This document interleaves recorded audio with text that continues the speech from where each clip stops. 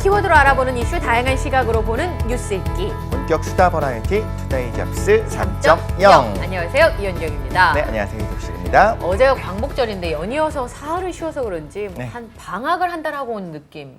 그런 개학날 느낌이에요. 네. 네. 왠지 만난 다음에 처음 뵙겠습니다라고 느껴지는 그런 느낌이 있었어요. 어. 확실히 제 삶에 있어서 그 투데이 잡스 3.0이 얼마나 중요한지 다시 한번 깨달을 수 있었던 예. 계기였던 것 같습니다. 아, 그리고 스튜디오가 살짝 개편을 좀 했어요. 새 가구가 들어오니까 새 느낌이네요. 예, 새 공책에 공부 열심히 해야겠다고 생각한 마음처럼. 그래서 그렇죠. 두 번째 페이지 정도까지는 열심히 하죠. 아, 네. 뒷부분 남아있고. 정석의 집합. 자, 생방송 투데이 잡스 3.0 오늘은요. 가까이 하기에는 심리적인 거리가 너무 먼 범 이야기가 준비되어 있는데 오늘은 아마 굉장히 귀에 쏙쏙쏙 박히실 만한 이야기예요. 가장 재미있는 얘기는 나랑 관계 있는 얘기거든요. 그렇죠. 그리고 내가 아는 얘기. 아마 오늘 그렇지 않을까 싶은데요. 오늘 뉴스는 법이다 준비가 되어 있으니까 끝까지 함께해 주십시오. 네, 8월 16일 화요일 투데이 잡스 3.0 빅데이터는 알고 있다로 시작하겠습니다. 바로 만나보시죠.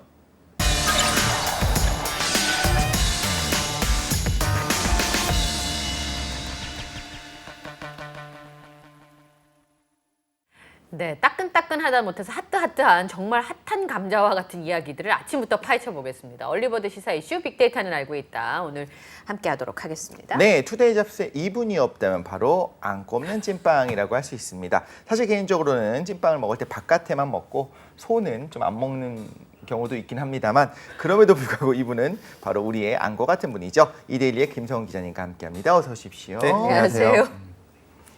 그러니까 피자 먹을 때 이 가의 것만 이 가장자리만 드시는 분들도 있는데 네, 거기에 치즈가 들어있을 때 한해서 그렇습니다.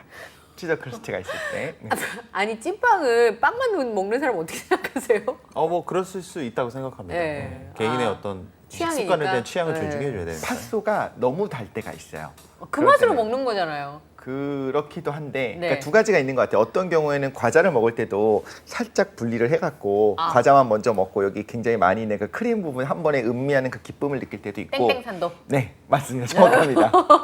혹은 뭐 이런 것도 있고. 네, 그런데 이제 어떤 우유에 경우에는 찍어 먹는 까만 과자 뭐 이런 거요? 너무 맞습니다. 그런데 어떤 경우에는 또 소 좋아하십니까? 팥소?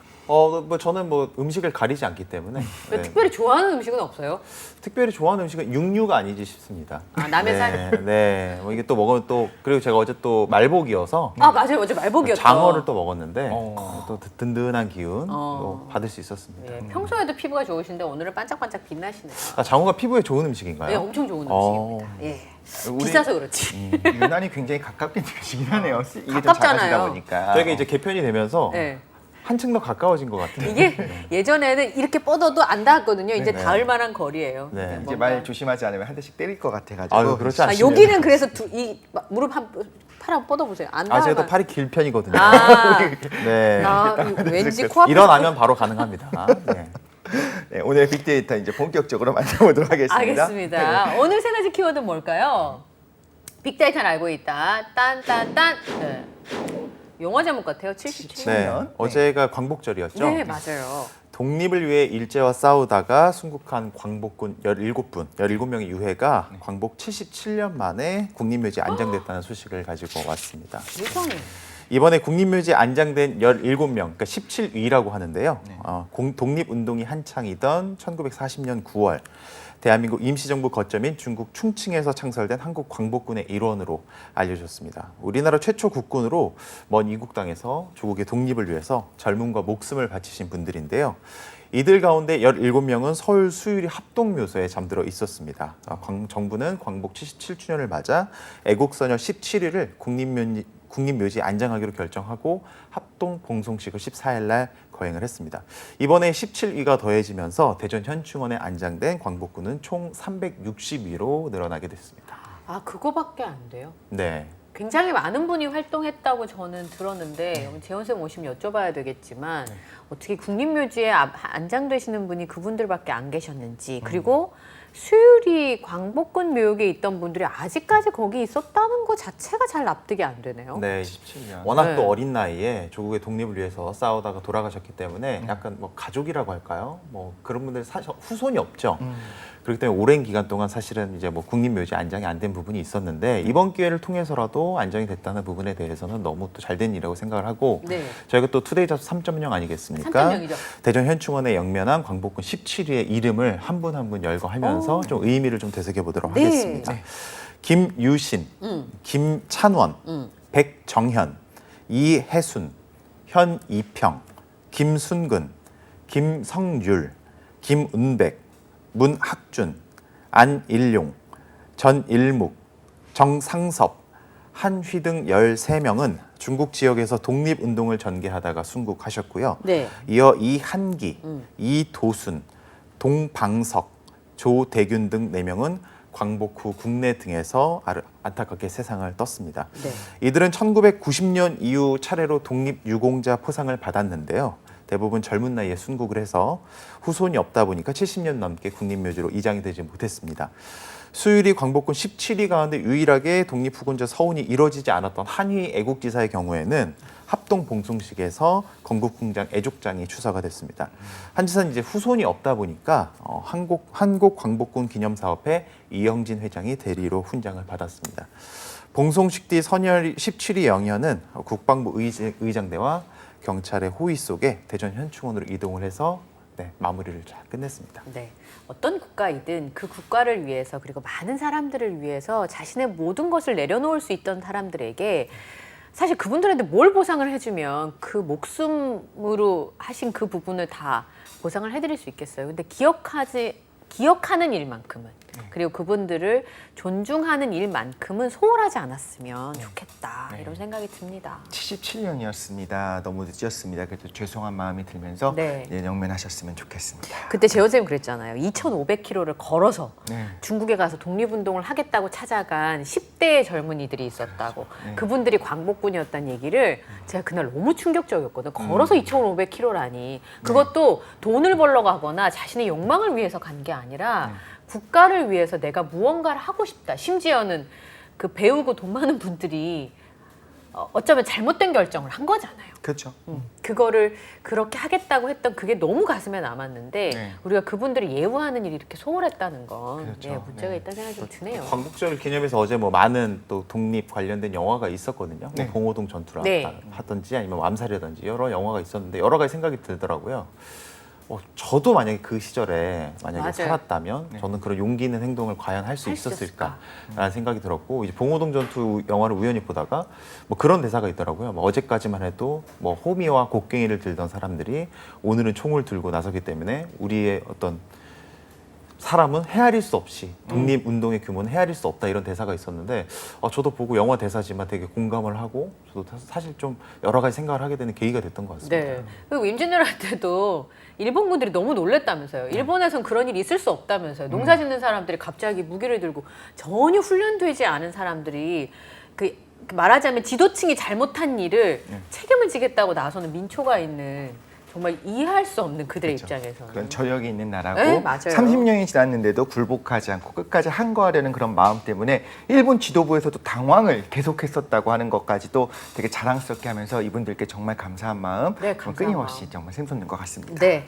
적절한 언어가 없어 제대로 표현을 못한 것 같아요. 그게 좀 아쉽긴 한데요. 예, 다음 키워드 보도록 하겠습니다. 다음 키워드는 저거는 앞에 두 글자랑 뒤에 두 글자는 안 어울리는데요. 그러네요. 뭔가 좀 언밸런스한 느낌이 되긴 하는데 네. 그 앞서 말씀드렸던 순국 17위 영면이 들었던 14일 날 같은 날 발생을 한 사건입니다. 서울 강남 한복판에 있는 유명 사찰에서 유명사에서 조계종 승려들이 노조원을 폭행하는 모습이 저거예요? 보도가 되면서 화제가 됐는데요.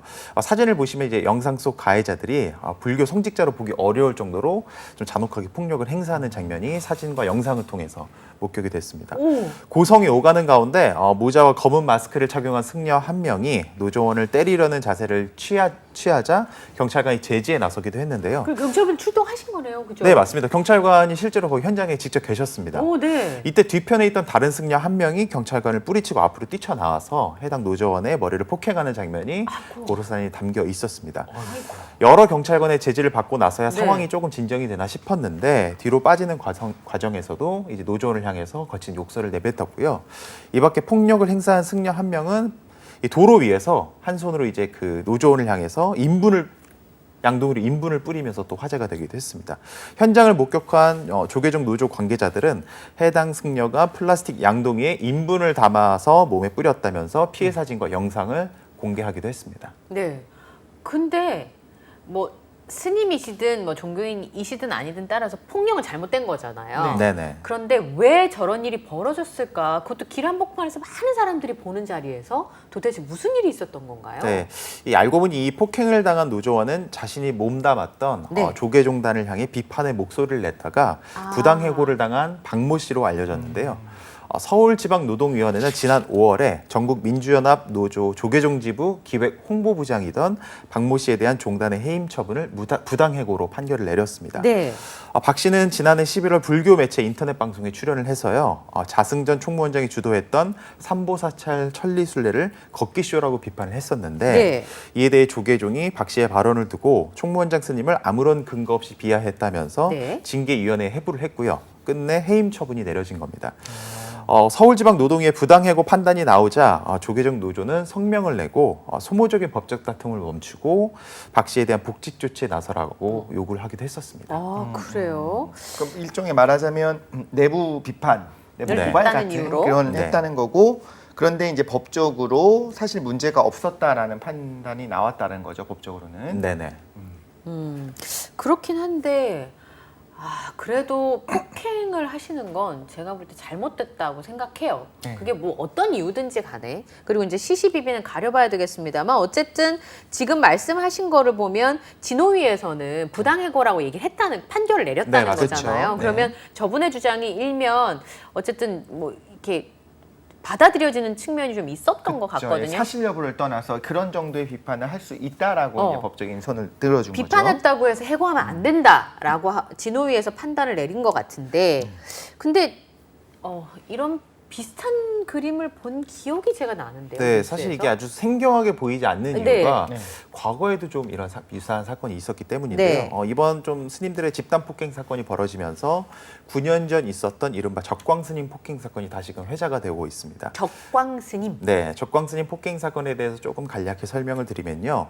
2013년 8월 서울 종로구 조계종 총무원 인근 우정공원에서 있었던 일인데요. 네. 적광스님이 자승 당시 총무원장의 상습 도박 의혹을 제기하는 기자회견을 열려고 했었는데 승려 여러 명에게 팔다리가 붙들린 채 총무원이 있는 한국 불교 역사 문화기념관 지하로 끌려갔습니다. 이후 여러 승려와 종무원에게서 무차별 구타를 당했고 발가락 골절상 등 전치 4주에 상해를 입은 것으로 당시 검찰 조사 결과 파악이 됐었는데 이후 적광스님은 뭐 정신과 치료 그리고 투약에 의존하면서 생활하는 것으로 언론 매체를 통해 보도된 바가 있습니다. 네. 반면 폭행에 가담해 벌금형을 받은 해당 승려는 이후 종단에서 불이익은커녕 승승장구하면서 주요 보직에 올랐던 것으로 알려지기도 했었습니다.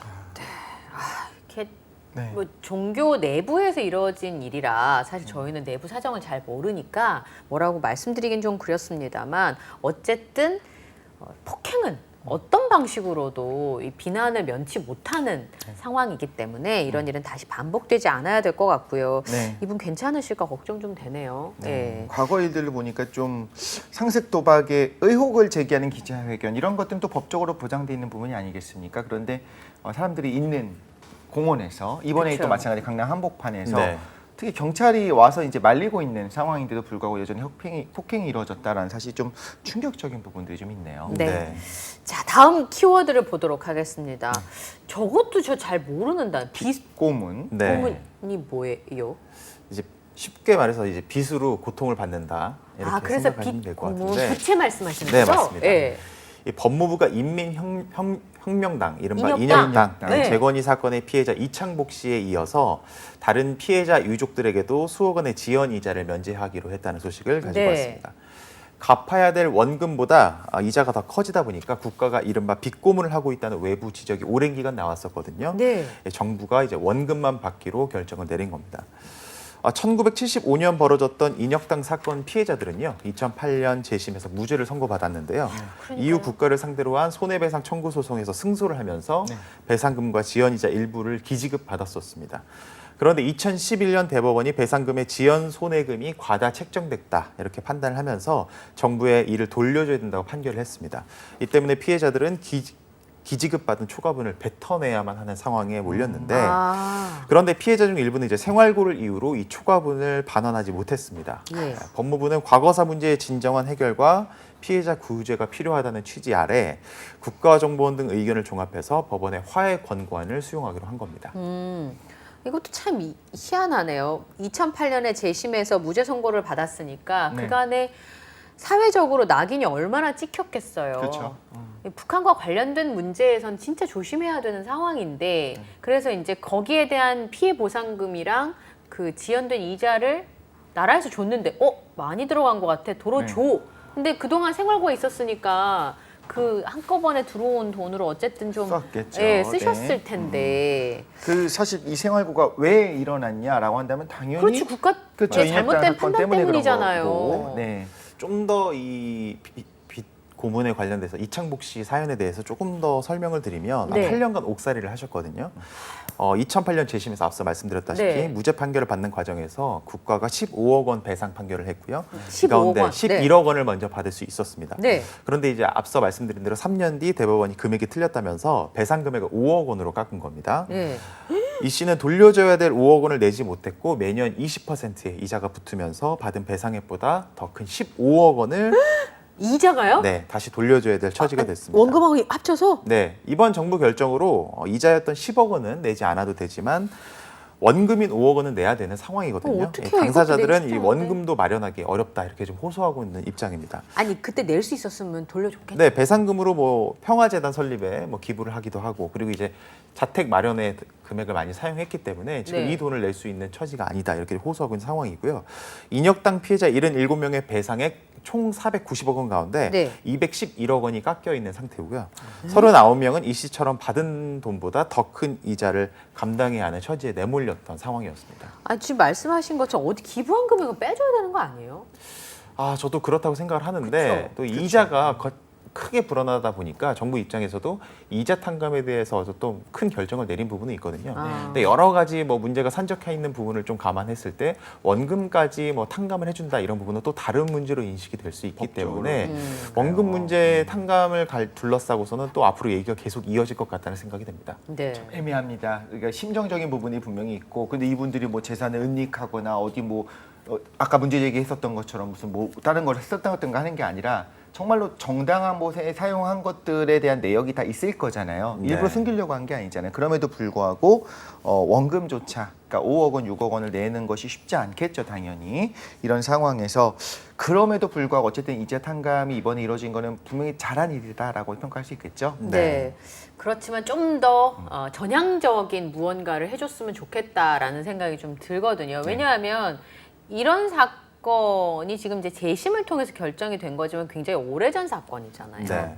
거의 뭐 50년 가까이 된 사건인데 이게 무슨 선례가 될 것 같지는 않은데 제가 생각했을 때는 네. 그렇다면 상식의 선에서 결정을 하는 거니까 이 법 하시는 분들이 머리를 싸매면 제가 볼 때 방법이 있을 것 같은데. 사실은 2008년 뭐 판결 이후 2011년도 대법원 판결이 나와서 사실 횟수로 따지면 지금 11년이 지난 네. 사건입니다. 11년 동안 이 사건을 방치했다는 부분도 사실은 뭐 피해 책임을 면할 수가 없는 아, 부분이기 그러네요. 때문에 좀 더 이런 시기에 이런 부분에 대해서 합의나 논의가 이루어졌다면 이렇게 뭐 빚고문 그쵸? 쉽게 말해서 빚이 원금보다 이자가 더 많은 상황까지 초래하지 않았을 가능성도 높기 때문에 네. 지금이라도 이런 부분이 해결됐다는 부분에 대해서는 상당히 또 반길 만한 일이지만 네. 또 이제 원금 탕감에 네. 관련돼서 여전히 또 이런 이슈가 이어질 것이기 때문에 이런 부분에 대해서는 또 관심을 계속 이어갈 필요가 있다 이런 생각이 듭니다. 그 말씀 맞는 것 같아요. 예, 관심을 이어갈 필요가 있다. 맞습니다. 네. 예. 잊지 않기 위해서 오늘 좀 중요한 얘기들이 나왔었는데 다 우리가 잊지 않아야 되는 사건들이고 잊지 않아야 되는 일들이잖아요. 그런 부분이 좀 의미가 있는 것 같고 특히 배상금 같은 경우에 우리가 흔히 말하는 보험료 같은 거랑 다르잖아요. 그러니까 얼마 정도를 받게 되겠구나를 미리 알고 가는 게 아니라 네. 이런 초유의 사건에 대해서 법원의 판단으로 이루어지게 되잖아요. 그런데 대법에서 그것을 이제 대법원에서 바꾸는 것이 그러니까 법적 절차로서는 정당했으나 네. 이런 과정들에 대해서 좀 우리가 아쉽다라는 생각은 할 수밖에 없습니다. 그렇죠? 네, 알겠습니다. 오늘 김성훈 기자와 함께 네. 저희가 좀 조목조목 짚어봐야 될 부분들을 설명을 좀 드렸는데요. 네. 이런 부분에 있어서 관심을 좀 많이 가져보면 어떨까 싶어요. 네. 예, 뉴스 어려워서 싫어하시는 분들 되게 많은데 들여다보면 다 남의 얘기, 내 얘기, 우리 가족의 얘기니까요. 예. 그리고 진짜 중요한 게 결국에는 사람들이 생각하는 것들, 우리의 관심이 반영이 되면요. 법조계도 움직이고 정치적으로도 그렇죠. 움직입니다. 네. 그래서 우리가 한 번 보고 넘어가는 것이 아니라 끊임없이 관심을 갖고 우리의 목소리를 낸다고 하면 분명히 더 정의롭다고 생각하는 방향으로 움직일 수 있을 거라 생각합니다. 네, 지금까지 이데일리 김성훈 기자와 함께했어요. 고맙습니다. 네, 감사합니다. 네, 저희는 잠시 후 2부 뉴스는 네모다로 돌아오도록 하겠습니다.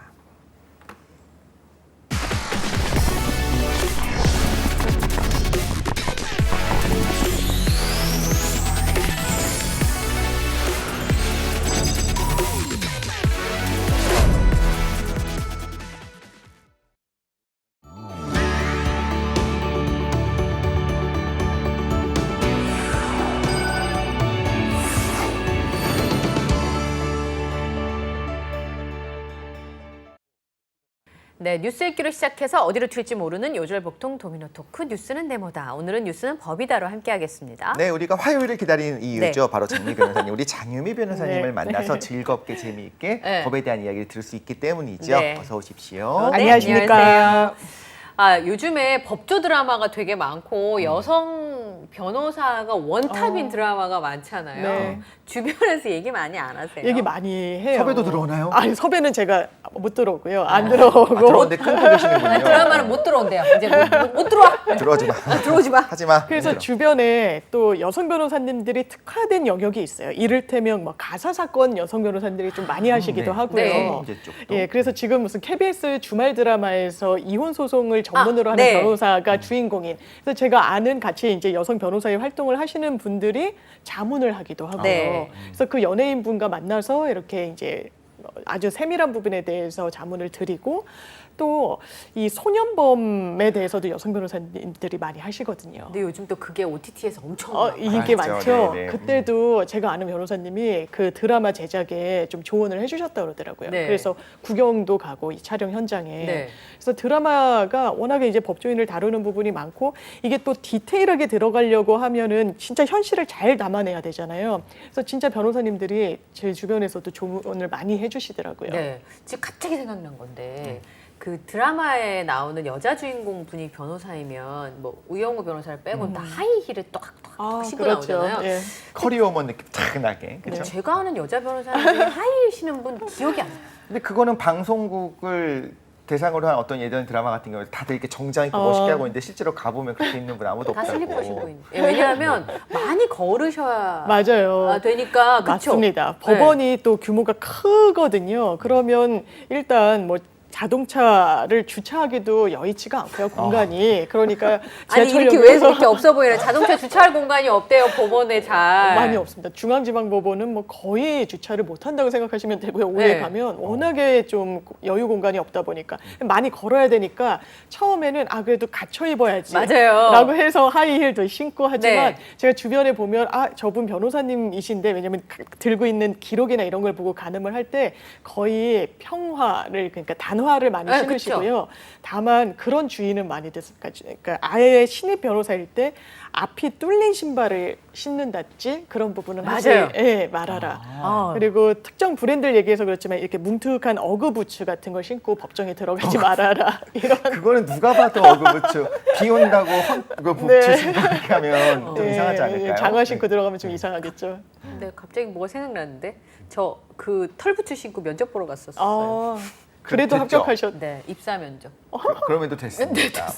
될 사람은 된다는 게 또 여기서 한번. 될 사람은 되네요. 네, 왜냐면 네. 제가 임신 8개월이었기 때문에 구두를 신을 수가 없어서 아. 한겨울에 면접을 보니까 괜찮다 하시더라고요. 네, 근데 사실 법원은 한 사람의 결정이 되는 상황이 아니잖아요. 그렇죠. 이제 그러니까 맞습니다. 말씀하신 것처럼 약간 분위기가 있는데 제가 왜 여쭤봤냐면 우리 변호사님도 이렇게 막 또각또각 신고 막 이렇게 하고 안 오시는데 드라마에 보면 여자 변호사님 돈도 엄청 많이 벌고 그쵸? 막 집도 막 되게 넓은 데 살고. 엄청 부자고. 그러니까 그게 사실 그런 분도 계시겠지만 아니신 분도 아니신 많이 분들 계셔서 많죠. 주변에서 네. 막 그런 오해를 하실까 봐. 맞습니다. 네. 예. 저는 저희 아는 어르신들이 저한테 돈을 대체 얼마나 버는 거야? 막 이러시는 거예요. 그래서 왜요? 그랬더니 TV 나올 때마다 월급을 주는지 아신 거예요. 큰 돈을 받은 줄 네, 아시는 아나운서 분들은 네. 다 월급을 주로 받으시기 때문에 네. 횟수가 많아도 뭐 이렇게 분장 수당? 뭐 그게 진짜로 정말 몇만 원 수준이거든요. 예전에 그런 얘기 들었었잖아요. 그 정규로 일하고 계신 소속돼 있는 아나운서분들은 어디 프로 하나 나가면 뭐 몇백 원, 몇천 원밖에 추가를 못 받는다. 저 뉴스 할 때 5천 원. 아, 그다음에 그렇구나. 그것도 이제 분장 수당이에요. 아, 그것도 그거예요. 네, 그리고 이제 무슨 프로그램 길게 하면 2만 원, 차장님은 2만 5천 원 뭐 이렇게. 그러니까 그렇게 추가금이 있는 경우도 있고 회사마다 아예 없는 경우도 있어요. 근데 제가 TV 나올 때마다 그 돈을 제 월급을 다 받는지 아시고 제 친한 분이 도대체 얼마를 버는 거야? 그래서 내가 월급을 받아요. 이랬던 적이 있었거든요. 아시잖아요. 그거 벌어요. 네. 근데 변호사님 뵈면 아마 이제 TV에 너무 네. 변호사님들 많이 나오시니까 그런 거 물어보시지 않을까. 그러니까요. 어떤 게 제일 그래도 이런 오해는 풀어줬으면 좋겠다. 난 이런 거 이런 있어요? 사람이야 있을까요? 저는 뭐 이런 생각했어요. 변호사님 같은 네. 경우에 이제 교통사고가 가끔 나거나 이제 시비가 걸릴 때 이제 명함을 내밀 때요. 조금 더 당당하게 이렇게 내밀잖아요. 왜냐면 거기 변호사 딱 써 있으면 어쨌든 움찔하면서 조심하게 되지 않을까. 네, 병원 가보시 연락하세요. 예, 제가 그냥 아주 간단한 접촉 사고를 낸 적이 있어요. 제가 너무 마음이 급해가지고 막 이렇게 막 붙어서 가다가 너무 죄송하더라고요. 근데 연락처를 딱 믿을 수 있게 드려야 되잖아요. 네. 그래서 명함을 드릴 수밖에 없는데 그것 때문은 아니었겠지만 그래도 그분이 저를 봐주셨습니다. 그래서 그랬어요. 그냥 가라고 이렇게 말씀 주셔서 제가 운전할 때 예전에 제가 어머 죄송해요 막 이렇게 얘기를 했더니 저를 딱 보시니 얼굴을 보니까 안 되겠다고 울기 직전이니까 울려고 하니까. 그럼 가라고 봐주시더라고요. 봐주시더라고요. 네. 그러니까 우리 적반하장만 하지 않으면 아, 또 네. 사람들의 또 정의라는 것이 네. 있으니까요. 맞- 변호사님, 저 사실 하나만 네. 여쭤보고 싶은 아유, 게 말씀 있습니다. 우리 주세요. 바로 앞부분에 이제 인혁당 피해자 후재에 관한 이야기들이 네. 좀 있었는데 네. 이런 부분들을 분명히 국가에서 원금까지도 같이 조금 조절할 수 있는 여지가 있는지는 좀 궁금하긴 했어요. 이게 조정으로 가면 사실 있죠. 그런데 우리가 좀 항상 많이 거론되는 사례가 있습니다. KBS에서 정현주 전 사장이 조정을 해요. 국세청에서 세금을 네. 이제 네. 굉장히 많이 부과를 해서 이거 너무 부당하다라는 소송이 진행이 됐는데 처음에 이 부과된 금액보다 좀 줄이면서 조정을 합니다. 조정이란 건 판결을 가기 전이지만 조정문은 판결문이랑 동일한 효력이 있어요. 이 말인 즉슨 집행을 할 수 있다는 거예요. 판결문에 근거해서 자산을 압류하거나 이렇게 할 수 있는 조치가 가능하다는 말이거든요. 그런데 그 이후에 어떻게 됐냐? 왜냐하면 잘 마무리가 됐잖아요. 네. 그리고 법원에서 이 판사님이 그걸 입회해가지고 조정문을 쓰거든요. 네. 그런데 검찰이 기소를 했습니다. 배임이다. 이거 왜 더 깎을 수 있었는데. 이게 아마 그런 맥락이 있어요. 1심에서는 KBS가 승소했던 걸로 제가 기억을 하고 있고요. 네. 항소심에선가 조정이 됐는데 이거 왜 더 깎을 수 있고 이길 수도 있는데 왜 중간에서 협의점을 찾아서 회사의 법인에 해를 끼쳤느냐. 너무 당황해서 지금. 깜짝 놀랐어요. 무죄가 나왔어요. 그러니까 이게 또 기소에 또 무슨 다른 맥락이 있는 거 아니냐, 의도가 있는 거 아니냐, 충분히 뭐 얘기할 수 있는 이렇게 상황이었었죠. 얘기가 많이 있었는데 결과적으로는 법원 입장에서도 지금 보여주신 반응처럼 황당한 거예요. 아니 우리가 조정하라고 해서 했는데 이거 뭐야? 이거 왜 배임으로 걸어? 라고 국가가 생각하는 거예요. 국가기관에게 약간 그러니까요. 소송을 건 느낌이에요. 법원에서 오케이 한 거를 사법부 아니 저기 네, 행정부에서 검찰이. 검찰이 네. 왜냐면 더 깎을 수 있었는데 왜 그 최선의 노력을 다하지 않았지? 그만큼 배임이란 게 정말 코에 걸면 코걸이, 귀에 걸면 귀걸이라고 법조인들이 많이 이야기를 해요. 포괄적이다. 예, 네. 그래서 이 기업인들에게 많은 발목을 잡는다라는 지적도 있는데 지금 한동훈 법무부 장관이 배임 이슈가 이건 분명히 있는 거예요. 왜냐하면 어쨌든 국가로서는 끝까지 추징을 하다 보면 네. 이게 소송 촉진 등에 관한 법률상 이율이 20%였던 거거든요. 네. 지금은 12%로 감해졌어요. 네. 근데 20%라는 이율은 상당히 고리입니다. 그쵸. 네. 근데 빨리 소송을 마무리해. 그리고 소송에서 정해진 이 판결문의 결과를 지급하지 않으면 20%의 이 가산을 물릴 거야라는 그런 게 녹여져 있는 거거든요. 그러네요. 빨리 해결하라는 그렇습니다. 거니까. 네. 그러니까 아까도 원래 받은 금액보다 한 절반 정도를 이른바 토해내야 되는 경우잖아요. 그럼 애초부터 잘못 받은 것이 되기 때문에 받은 시점으로부터 20%는 법률적으로는 내야 되는 거예요. 네. 그렇기 때문에 이게 조정으로 갔을 때 아유, 이 가산이자도 내지 말고 어떤 원금도 조금 감해주겠다라고 하면 이 배임으로 기소될 수 있기 때문에 법무부 장관이. 예, 그래서 법무부 장관이 이건 내가 정치적 결단을 내리겠다. 책임 내가 질 테니까 이거는 이 수순으로 좀 풀어달라라고 좀 요구를 한 좀 예외적인 케이스라고 보시면 되겠습니다. 오히려 그것도 네. 약간 위헌 감수를 하는 맞습니다. 거네요. 예. 20%면 금융기관, 뭐 너무 제2금융권을 많아요. 예. 포함해서 사채업자들까지 받을 수 있는 법률 상한선이잖아요. 거의 거의. 25%가 상한선이거든요. 상한선인데 예, 과거에 20%. 예. 그런데 지금 20%를 국가에서 뭐 물론 이유는 있겠습니다만 맞습니다. 국가에 의해서 피해를 받으신 분인데 제가 왜 이렇게 화가 났냐면 이번에 사면해줬잖아요. 네. 근데 그분들 죄목 중에 도박도 있었어요. 맞아요. 그러니까 도박 범죄 때문에 감옥 가셨는데 네. 사면도 해주는데 그런 부분까지도 도박까지도. 네. 네네. 그럼 저는 이렇게 말기 못 알아듣는 사람인 거죠. 변호사님이 그래서 그럴 수밖에 없었어요. 근데 그래도 누구는 도박으로 풀어주면서 왜 이건 안 해줘요? 그러니까 말기 못 알아듣는 사람인 아니요, 거죠. 당연히 법감정에 정말 상식적으로 지적해 주실 수 있는 부분이고 이게 바로 특별사면의 문제인 거예요. 아, 왜냐하면 일반 사면은 그냥 뭐 어떤 뭐 음주운전이라고 하더라도 이게 아주 뭐 단발성이라거나 해서 이를테면 법을 정하는 거죠. 네. 음주운전 전과자들에게는 사면을 해주겠다. 네. 이렇게 사람이 아니라 죄명으로 하는 경우. 그렇죠. 누구든지 그러면 간에. 일반 사면인데 특별 사면은 사람을 꼽아서 해주는 거예요. 그쵸. 이독실 풀어줘 이렇게. 네, 이독실 풀어줘. 네. 이 부분 경제인이고 기업인인데 죄명은 상습도박 이거를 일반 사면으로 풀어줄 수는 없거든요. 어차피 사실 그렇죠. 일반 어떤 사면은 경우에라도. 네. 예 죄명으로 했을 때 이걸 상습도박을 풀어주겠다고 하면 국민들이 뭐라고 생각하시겠어요? 이렇게. 예, 그럼 사람을 지정해야 사람을 되니까. 지정해서 예, 하면서 하는 네. 게 특별 사면입니다. 지금 딱 말씀하신 것처럼 오늘 네. 나눠볼 이야기가 바로 그 특별 사면이 되는 맞습니다. 거잖아요. 이맘때 우리가 뭐 광복절 특사라고 하는 말이 입에 착 달라붙을 네. 정도로 영화 굉장히 제목이잖아요. 유명하죠, 그렇죠? 네. 이게 이제 항상 나올 때마다 뜨거운 감자였던 것 같아요. 이제 올해는 이재용 삼성전자 부회장 그리고 신동빈 롯데그룹 회장이 네. 특별 사면 대상이 되었는데 이명박 전 대통령과 김경수 전 경남지사는 제외가 네, 된 상황입니다. 맞습니다. 정치인 사면은 다 싫어요. 자기 편 풀어주거나 자기 편과 남의 편을 한꺼번에 풀어주거나 맞습니다. 이렇게 생각하기 때문에 왜 풀어줘? 어쨌든 감옥을 갔으면 형을 살아야지라는 생각 때문에 아마 이번에 그리고 역대 정권마다 다 정치인 사면 안 하겠다고 했었어요. 약속은. 약속은 네, 그렇게 근데 했죠. 끝날 때 한 이틀 남으면 결국엔 풀어줘. 그리고 끝나는 거잖아요. 네, 맞습니다. 결국엔 그러다 보니까 국가의 어떤 신뢰를 국민들이 특히 정치인들에 대해서는 에이 그래봤자 좀 있으면 나오겠지 이런 생각을 하는 것도 있는 것 같아요. 그런 부분이 있죠. 근데 이번에 그 사면이라는 제도에 대해서 일반 사면도 있고 특별 사면도 맞습니다. 있구나. 그리고 뭐 민생을 위해서 경제 회복을 위해서. 네. 근데 뭐 이 얘기는 맨날 있었으니까 얘기를 좀 맞습니다. 들어보도록 네. 하겠습니다. 네.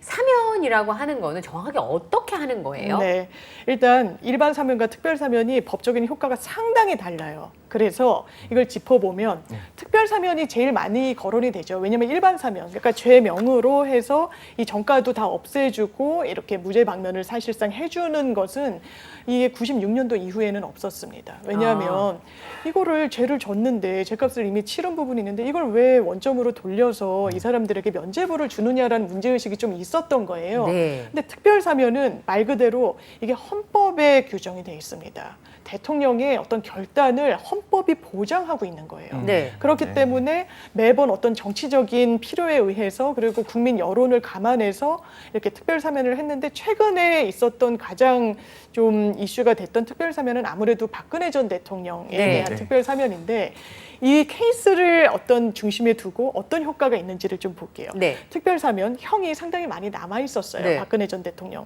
건강이 상했다, 전직 대통령이고 고령이시다라는 이유로 형 집행이 면제가 됩니다. 이 말인즉슨 나머지 남은 형기를 살지 않아도 되는 된다. 거예요. 그러면 또 무슨 문제가 남느냐? 일단 그래서 대구 사저로 가게 됐죠. 네. 근데 벌금과 추징금이 있습니다. 네. 맞아요. 네, 그렇죠. 추징금이라는 거는 법을 어겨서 얻은 범죄의 수익이라고 보는 거예요. 네. 그래서 추징금은 아무리 사면을 대상이 되더라도 추징금까지 면제해 주진 않습니다. 질문. 만약 네. 추징금을 안 내면 아까처럼 20% 가산세부터요? 이게 20% 가산세는 민법이고 국가배상 소송으로 이 네. 민사 영역으로 해서 이 소송 촉진 등에 관한 법률상 기재된 20% 가산을 물렸던 거고요. 형사에서 추징금에는 이자가 가산되진 않습니다. 네. 다르네요. 대신 이 벌금을 내지 않으면 아니 안 내고 버티면 어떡해? 그러면 인신을 잡아와서요. 아, 잡아가요? 노역장 유치를 시킵니다. 그래서 하루당 뭐 5만 원 이런 예전에 식으로 뭐 황제 뭐 맞습니다. 이런 이야기를 했죠. 근데 하루당 네. 5만 원 막 벌금이 뭐 50억이다 이런데 하루당 5만 원 하면은 정말 죽을 때까지 안 되는 거죠. 종신형이죠. 사실상 종신형이기 때문에 그래서 이 재력이 있는 사람들에게 뭐 하루당 뭐 5천만 원 이런 네. 식으로 좀 해줬던 건데 네.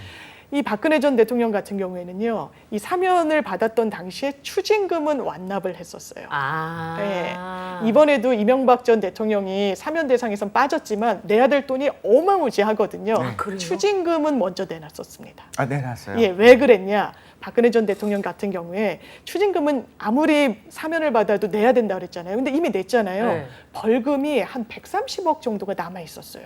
네. 그것까지 탕감을 받습니다. 특별 사면으로 인해서. 이유는 아. 그 추징금을 냈기 때문인가요? 꼭 그렇진 않습니다. 대통령이 그것도 결단한 겁니다. 아, 벌금까지는. 벌금도 맞습니다. 벌금도 사면해줘? 네, 이렇게? 맞습니다. 벌금이 미납액이 정확하게 한 150억 정도가 있었다고 하는데 그렇게 많았어요? 이게 선례가 없다라고 하더라고요. 그러니까 사면을 할 때 네. 이게 정말 요즘 표현으로 커스터마이즈 할 수 있는 거예요. 맞춤. 맞춤으로 이 사람에 대해서 그냥 남은 형기만 살지 마라고 할 수도 있어요. 벌금의 어떤 그 추징은 계속해야 되는 거.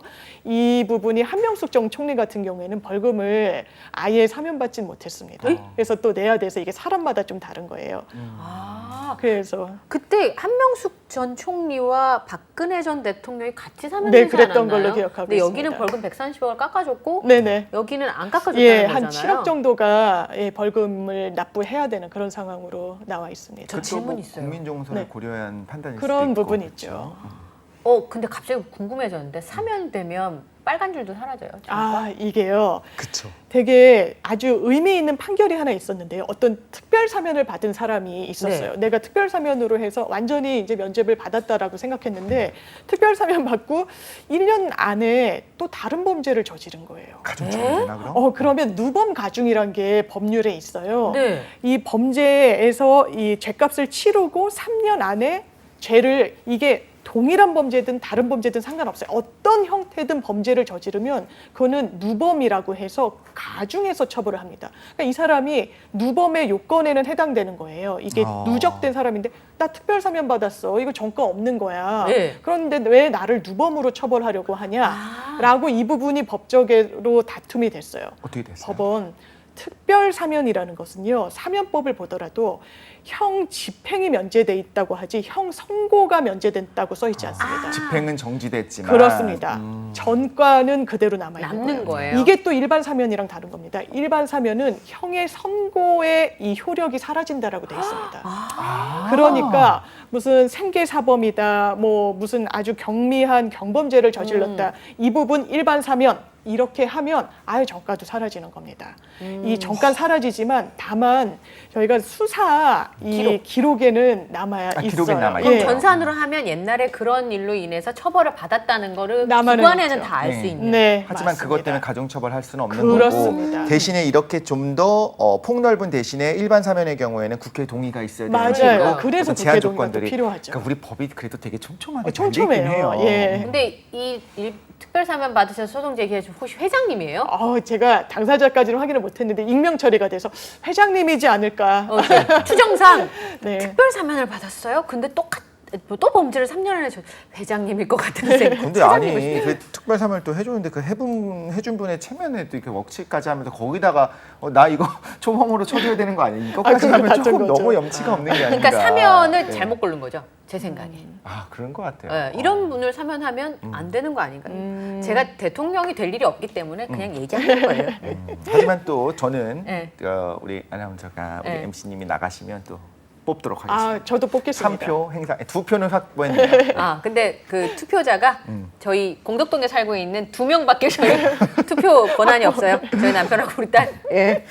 자, 근데 저희 사면 집 되게 재밌네. 흥미로운 부분들이 되게 있네요. 재밌어요. 저는 한 번도 생각해봤는데 정가도 없어지나? 네. 이 생각이 좀 들었었어요. 근데 아까 말씀하신 것처럼 일반 사면 같은 경우는 96년 이후에 시행이 안 됐다고 네, 했잖아요. 맞습니다. 어떤 정치적인 이유가 있다 보니까 뭐 국회에서 동의를 안 해주는 걸까? 어떤 이유일까요? 아예 이게 여론이 호의적이지가 않은 거예요. 아니 전과자 법 처벌까지 받았는데 이거 전과까지 없애주고 왜 그래야 돼? 라고 왜 해서 그래야 돼? 96년도 이후에는 없었고요. 네. 다만 이 군사 정권 때는 특별 사면, 일반 사면 할 거 없이 굉장히 좀 남발된 측면이 있어요. 그러니까 전두환 전 정부 같은 경우에는 좀 이 정권의 어떤 정통성이 좀 없다라고 생각을 했던 것 같아요, 스스로도. 그래서 81년도만 이 한 해만 꼽아보더라도 6번인가 사면을 단행했다라고 합니다. 네. 굉장히 많이 하는 거죠. 지금 같은 경우에는 윤석열 대통령이 취임 초기고 이렇게 약간 분위기도 좀 띄어왔었죠. 이명박 전 대통령에 네, 대해서는 뭐 여야 통합, 협치의 차원에서 김경수 전 지사랑 함께 같이 사면을 해주겠다 했는데 여론이 별로 호의적이지 않으면 대통령도 이걸 관철시킬 수가 없는 없어요. 거거든요. 최근에 여론조사를 보더라도 이명박 전 대통령에 대한 사면에 대해서는 기류가 별로 좋지 않았고 실제로 사면을 하지 않은 부분에 대해서도 오히려 잘했다라는 여론이 또 높더라고요. 네. 그러니까 여론의 어떤 추이를 보는 이 지금의 상황에서는 좀 사면을 남발한다라고까지 할 정도의 조치는 하지 않는 것 같습니다. 이 일반 사면이요. 아까 네. 죄에 대해서 사면해 주시는 거라고 맞습니다. 했잖아요. 왜 이전에 있었을까 생각해봤는데 첫 번째, 우리나라가 전쟁 중이었거나 분단 국가 그런 상황이었기 부분이 있죠. 때문에 네. 국가적으로 어떤 판단을 필요한 아, 맞습니다. 사건들이 아까 뭐 인혁당 사건을 저희가 잠깐 설명을 드렸습니다만 전쟁 상황이었으니까 법의 조문으로 따지면 분명히 죄가 되지만 전쟁 상황에서 맞아요. 벌어진 일은 상황을 감안해야겠다. 다들 그렇게 생각하세요? 국회의원도 그렇게 생각하세요? 그럼 우리 이거는 정리를 하고 잊읍시다. 네. 정확하신 겁니다. 왜냐하면 사면이란 제도가 좀 이상하죠. 아니 대통령한테 이렇게 뭐 옛날 왕이야 뭐야 네, 그쵸. 이러니까 사람들이 이거 위헌적인 것 같다. 이게 헌법에 또 있다라고 그쵸. 그랬잖아요. 그래서 문제 제기를 계속 했습니다. 이 사면이 과연 헌법 정신에 맞는 건지 좀 들여다봐 주세요. 이건 맞다라는 거였어요. 말씀 주신 것처럼 굉장히 특수 상황에 의해서 구성 요건에는 해당하지만 그러니까 법으로 처벌은 할 수 있는 요건에는 해당하지만 이게 과연 처벌하는 게 맞아? 그러니까 예를 들어 이런 전쟁 부분. 중에 일반인이 적군을 살해했어요. 네. 그러면 살인이잖아요. 그거는 요건 이런 게 바로 구성 요건에 해당하는 거죠. 네. 살인의 구성 그렇지만 전쟁 중이잖아요. 요건. 네. 전쟁 중에 적군을 살해한 거를 어떻게 처벌할 것인가? 처벌을 과연 할 수 있는 것인가? 그러니까 우리가 그런 상황이 너무 많았죠. 이념 갈등도 많았고 네.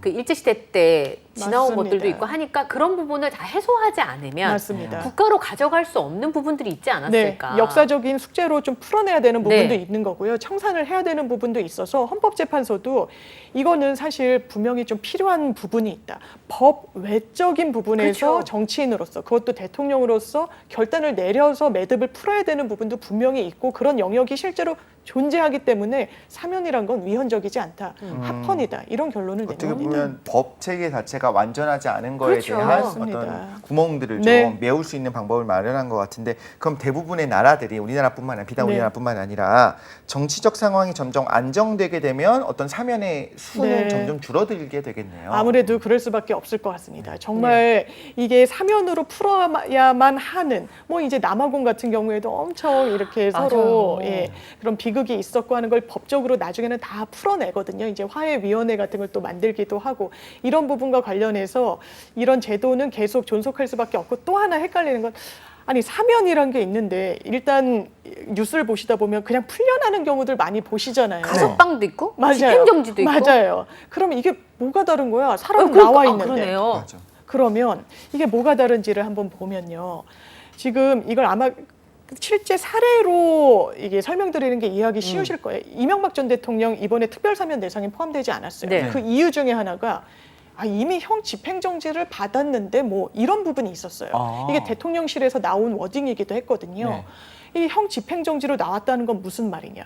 굉장히 건강이 상해서 이 부분 굉장히 고령이거나 정말 운신을 할 수 없을 정도로 건강이 상했거나 임신 중이거나 이런 또 법으로 정해진 요건이 있습니다. 이러면 법원의 판단을 받아서 형의 집행이 말 그대로 정지가 된다라는 거예요. 그러면 병원에 와 있거나 아니면 이 법원에서 딱 지정한 이명박 전 대통령 같은 경우에는 본인이 치료를 받는 병원과 자택. 본인의 자택으로 제한이 돼 있었는데 이걸 무한정 해주는 건 아닙니다. 이게 아주 일시적으로 임시적인 상황에 따라서 편의를 봐주는 이런 거기 때문에 실제로 한 3개월, 이명박 전 대통령 경우에는 3개월까지만 허용이 됐어요. 물론 연장은 할 수 있지만 무한정 연장하는 건 사실상 말이 안 되는 거잖아요. 풀어주는 거기 때문에 허용되지 않고 근데 저희가 변호사들 주변에서 이런 얘기 많이 합니다. 본인 의뢰인이 형 집행정지로 나온 적이 있어? 거의 없어요. 없죠. 예. 그게 굉장히 어려운 거예요. 굉장히 어렵고요. 답다는 변호사한테 여쭤봤더니 너무너무 아파서 사경을 헤매는 정도였더라고요. 그러니까 안에 있으나 네. 밖에 네. 있으나 네. 지금 이제 돌아가실 수도 있는 거의 상황. 정말 치료가 위중한. 불가능한 경우, 안에서 치료가 불가능한 경우에만 그렇습니다. 일시적으로 가능하다는 거죠. 그렇습니다. 그러면 또 하나 이번에 김경수 전 지사 같은 경우에는 가석방 얘기가 많이 나왔었어요. 네, 네. 그리고 가석방 요건에 해당하기 때문에 풀어줄 수 있다. 그리고 이미 이재용 부회장 같은 경우에는 뭐 특별 사면을 받기도 했지만 가석방 상태였었거든요. 그럼 가석방은 언제 가석방은 주는 뭐냐? 가석방은 법적인 요건은요. 내가 살아야 되는 형, 그러니까 뭐 10년형을 선고받았다. 그러면 30%만 살면요. 가석방으로 풀려날 수 있는 요건은 돼요. 네. 근데 이 딱 시기만 맞추는 것이 아니라 아주 수영 생활을 모범적으로 하고 좀 열심히 하고 좀 수능을 하고 이런 요건들을 정확히 봐야 되는데 실무에서는 그 요건만 충족했다라고 나오진 않고 거의 한 3분의 2 이상은 살아야 되고 이게 한 초범인 경우 등에는 더 확률적으로 나오는 확률이 높아지더라고요.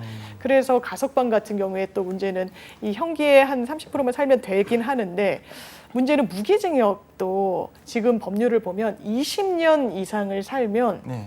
가석방의 대상이 될 수 있어요. 대상인 거죠. 예, 그러면. 대상이고 네. 실제로 나오는 경우도 왕왕 있어서 어. 그래서 아니 사형도 집행되지 않는 국가에서 사형을 네. 선고해도 사실상 무기징역인데 이런 부분과 관련해서 가석방 없는 무기징역을 정말 해야 되는 거 법제화해야 아니냐. 되는 거 아니냐. 왜냐하면 그렇죠. 무기징역은 지금 법리에 따르면 나올 수가 있으니까. 그렇죠. 기한이 없는 것뿐이지 종신형이라는 건 아니니까요. 맞습니다. 네. 그럼 5년형을 받았는데 가석방 돼서 남은 형기가 1년 남았어요? 네. 그럼 가석방이 됐으면 1년 동안 밖에 있다가 그냥 죄가 끝나는 거예요? 아, 그렇죠. 사실상 그 시기 다 형기를 채우지 않고도 나올 수가 있는 거고요. 그래서 저희가 하다 보면 정말 만기 출소가 오히려 적어요. 적다고도 느낄 정도로 꽉 채우고 나오지 않는 경우들이 상당히 많습니다.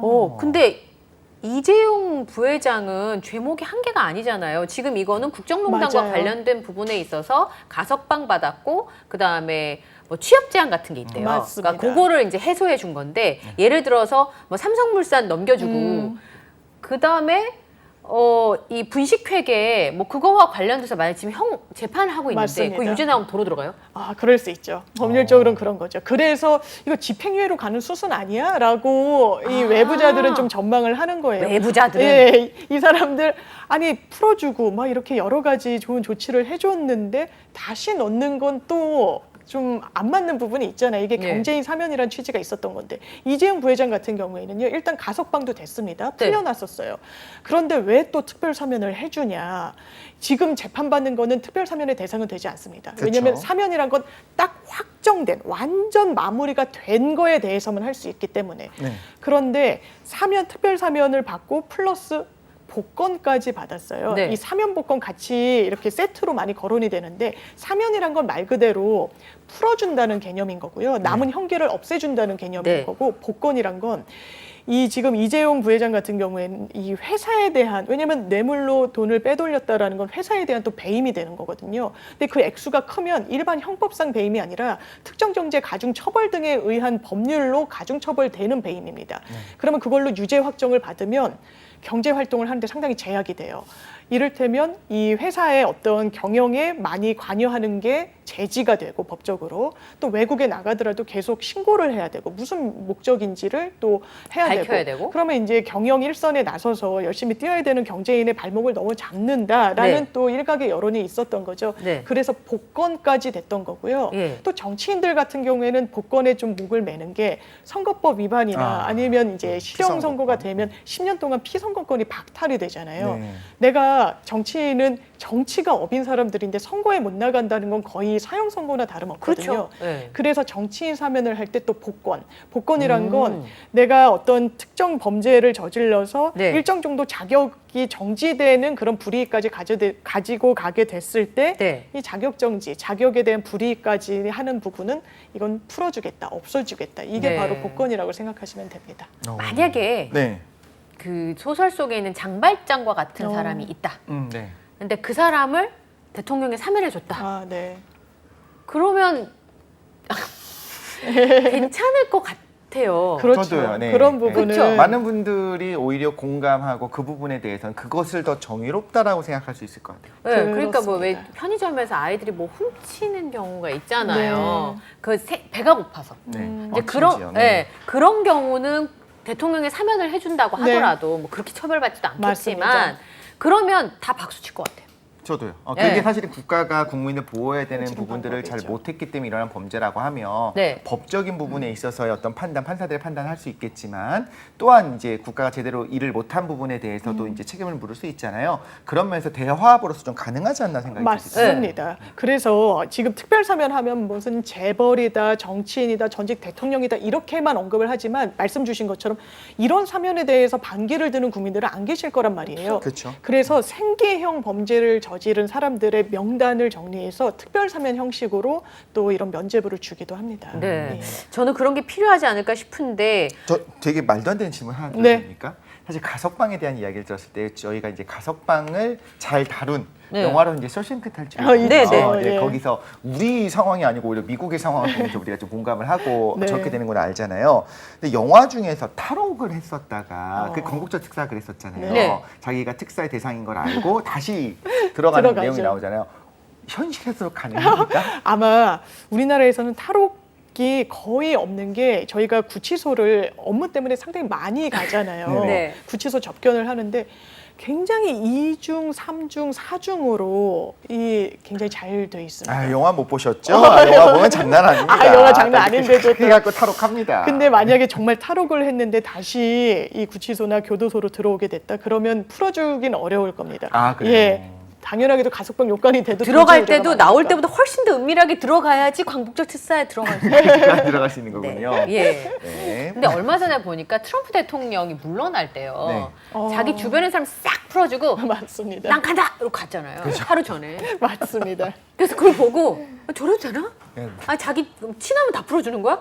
그러면 친하면 그냥 풀어주는 거예요. 좀만 기다려. 좀만 기다려. 내가 나갈 때 해결해줄게. 난치기 이런 난치기가 없죠, 진짜. 근데 저 우리나라 저러면 어떡하지? 그러니까 걱정되죠. 네. 그러니까 장발장은 풀어줘도 친구는 풀어주면 안 되게 뭐 해야 되는 거 아니야? 그러니까요. 네, 견제를 좀 해줘야 되는 거 아니야? 그래서 이 위원회들이 있어요. 당연하게도 가석방 심사위원회도 있고 일반 사면했을 때 이 명단을 추리고 특별 사면 마찬가지로 뭐 이렇게 하는 위원회들이 있는데 특별 사면은 원체 이게 대통령의 결단인 측면이 있기 때문에 네. 이런 위원회 같은 게 뭔가 견제하거나 제어하는 성격으로 많이 좀 기능하지는 못하는 것 같습니다. 아. 이게 대단히 정치적인 영역이라 좀 그런 것 같고요. 다만 가석방 심사위원회에서는 뭐 만약에 어떤 A라는 사람이 탈옥까지 했다가 들어왔어. 이 사람 가석방 요건에 대해 아 이거 풀어줍시다라고 말하는 가석방 위원들은 아마 없을 거예요. 이게 또 회의록에 다 남기도 하기 이동식 때문에 가둬! 뭐 이렇게. 네, 그러면 너무 생계형이었어.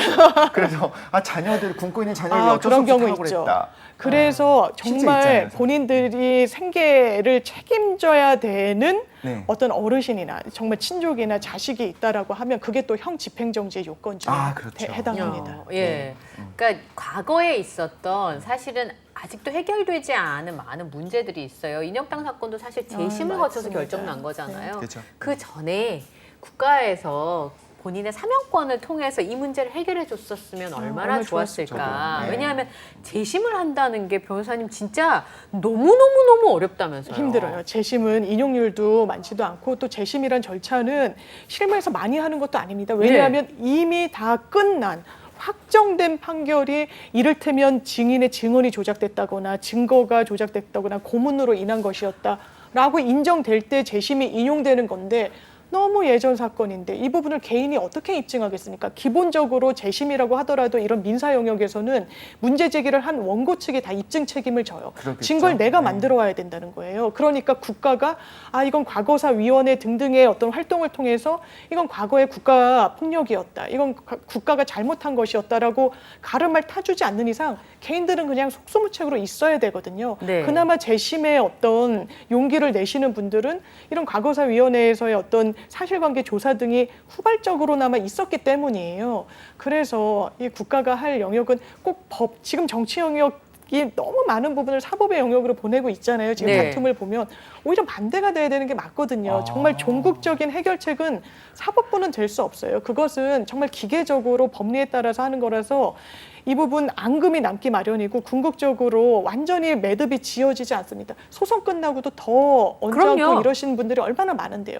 그렇기 때문에 정치가 존재하는 거고 그래서 법률적으로도 사면이나 이렇게 정치적 영역에서 법을 초월할 수 있는 권한을 준 거잖아요. 건데 그걸 제대로 행사를 해야 되는 게 정말 정치인들의 숙제이자 몫인 것 같습니다. 너무 좋은 그러니까요. 말씀 해주셨어요. 네. 그 뭐 맞는 말인지 모르겠지만 감동이 있는 사면이 있을 수 있잖아요. 그럴 수 있죠. 넬슨 만델라가 대통령이 되고 나서 네. 했던 것처럼 네. 그러니까 그런 과정들을 정치라고 하는 것들을 통해서 이루어 주기를 우리가 바라는 거예요. 네. 근데 뭐 진보 보수 되게 이렇게 4, 2 이렇게 우리가 분류를 하지만 실제로 알고 보면 다 중도래.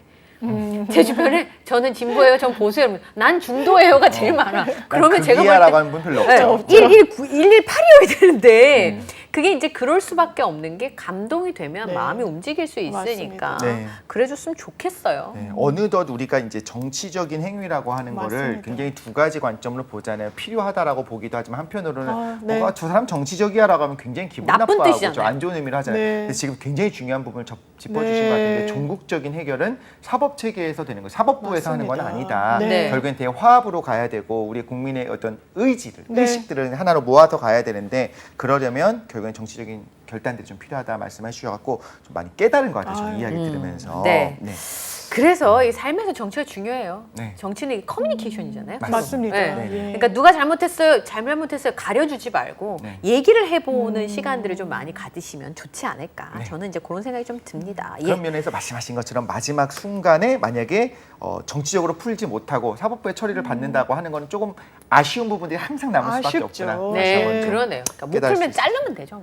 그런 거 그렇습니다. 있었던 것 예. 같습니다. 네, 지금까지 뉴스는 법이다 우리 장유미 변호사님과 네. 함께했습니다. 오늘 함께해 주셔서 감사합니다. 고맙습니다. 감사합니다.